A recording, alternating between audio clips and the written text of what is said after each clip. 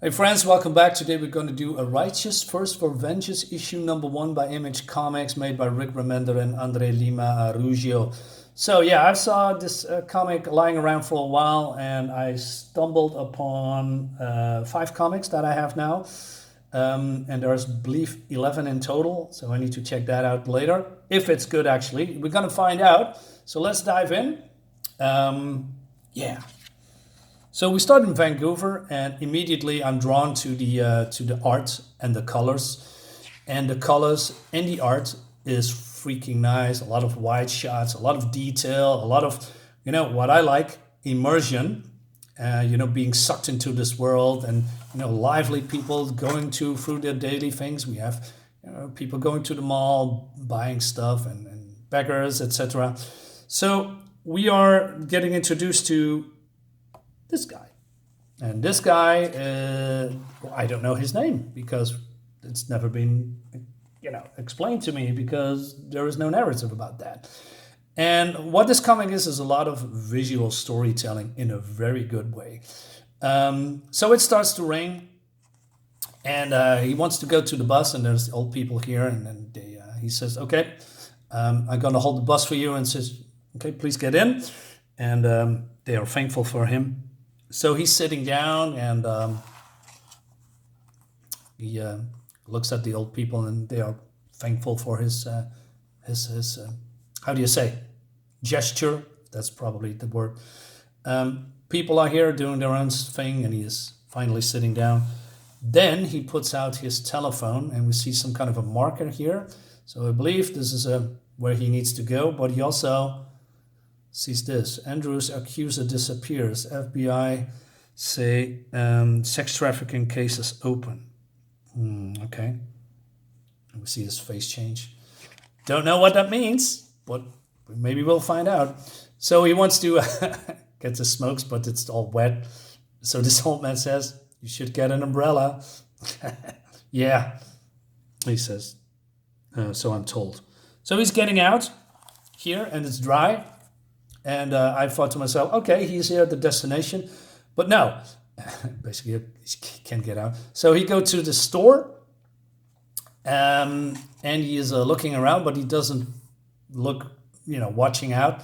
And he bumps into this guy, and he's shouting at him. He says, "Jesus Christ, what's where you going? Dude, you aren't looking." And so this guy looks up, and he realizes his mistake, and he says, that was an asshole move. Sorry, mate. It's been a shitty day. And he says, "Well, they can sneak up on you. Let me help. Thank you."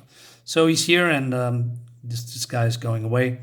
He said, "Do you carry these?" He wants to have that Chinese smoke brand, but the counter guy or girl, whatever it is, says, "No, this is like some Chinese brand that we don't have." And he says, "Okay, get me a package of Marlboro." So I thought to myself, okay, he's going to continue, but then he's waiting at the bus stop again. So he only got out to get a brand of cigarettes. But then we see this. So there's a pigeon, and he's bumping himself into the concrete, and I believe it's hurt, damaged, not sure. So this guy here says, waiting for the bus, "It's suffering. I don't know what to do. I guess in the movies they break their necks, but I'm not going to grab that thing with my hands. I thought of stomping on it, break its neck that way. But what if I did it wrong and the thing didn't die? What if I had to do it a few times? Would that be worse way to go than slowly bleeding out?" No, dude, that's not a worse way. I mean, you're letting this pigeon suffer because you're a pussy. He also says, "Why is it on my shoulders? Because I just happened to be here." So this guy just also goes into the bus because the bus driver says, "Now or never, pal." And he just leaves him to suffer. But then the bus stops. He goes out.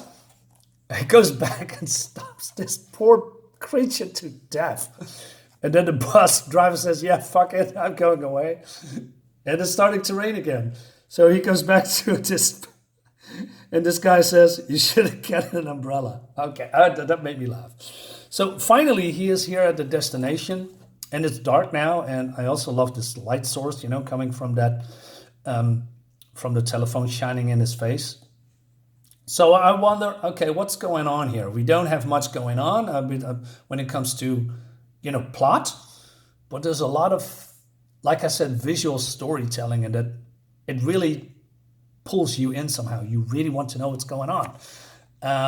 But because the storyteller, Rick Remender, is telling the story in a very good way. I have a lot of Rick Remender stuff. I'm on board with his writing style, and he's becoming one of my new favorites, from the last couple of years. Personally, I don't know who he is in real life and what is. Well, it doesn't matter. What am I talking about? Let's move on. So he is coming here at this house, and this light is turning on. So he knocks at the door, and nothing happens. Nobody's opening up. He's using the doorbell. So he wants to go away, but then he turns around, and he tries again. It's really dark, by the way. And so the door is open, and he just goes in, and he says, hello, I'm looking for Mark Sullivan.